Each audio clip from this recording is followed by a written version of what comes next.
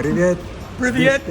Almaty. Making friends in Kazakhstan with a man from Uzbekistan. Branislav, Tashkent, Uzbekistan. Tashkent.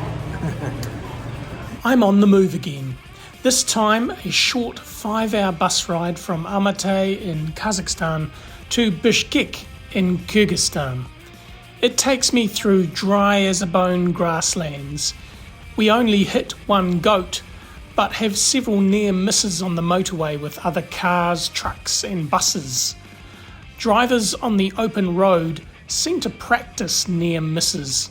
They are quite good at it. The border crossing was fine. It took longer for the bus to get through the inspections than it did for the busload of people to get processed. But it's all good. New country, Kyrgyzstan.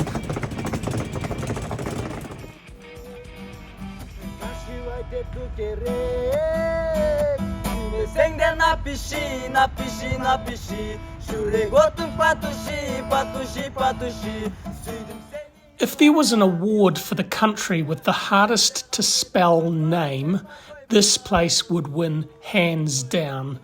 Talk about throwing a bunch of random letters into a name. I wonder what kind of score you'd get in Scrabble with a word like this.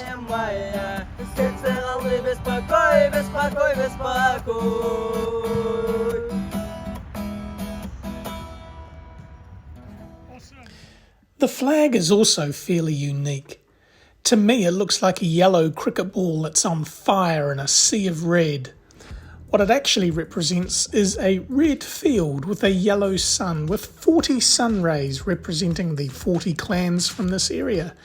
And the sun is crossed by 2 sets of 3 lines representing a traditional yurt. And that's a nice segue to where I had my first Kyrgyz meal, which was inside a yurt.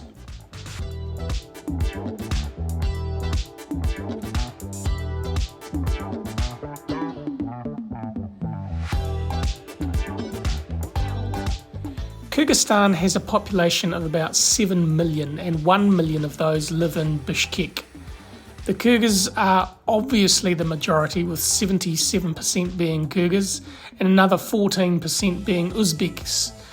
The primary religion around here is Islam, with a whopping 90% claiming it as their religion.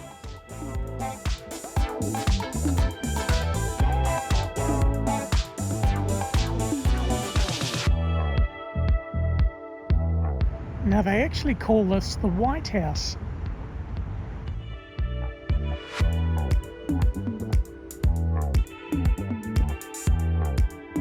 The country is democratic, but reading up the recent history, there are widespread claims of electoral fraud and corruption. It hasn't had an easy pathway out of communism, and that is something that has surprised me. There are a lot of communist emblems still scattered across the city, including this big statue of Lenin. However, he used to be found in the main square up until a few years ago before being shunted behind the museum, being replaced by Manis, a local hero from days gone by. One thing that caught my eye on Google Maps was this park here, which my first thought was, oh my gosh, the town planner is a Satanist and has put the pathways in a pentagram design.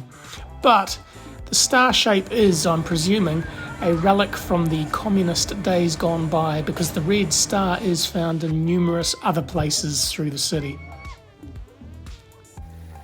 To summarise, Bishkek is not a holiday destination in itself. Rather, it is a gateway to a stunning country with lots of natural delights to see.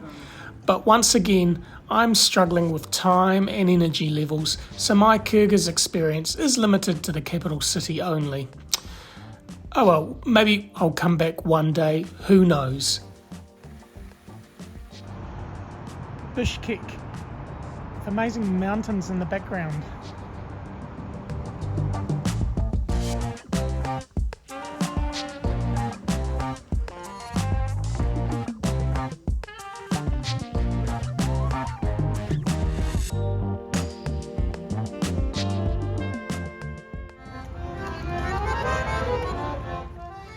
The Osh market is one of the biggest markets in Central Asia, selling everything from food to clothing. I did try on some Adidas shoes, but the quality was a bit poor. This is definitely the place to buy cheap knockoffs. Just watch that quality.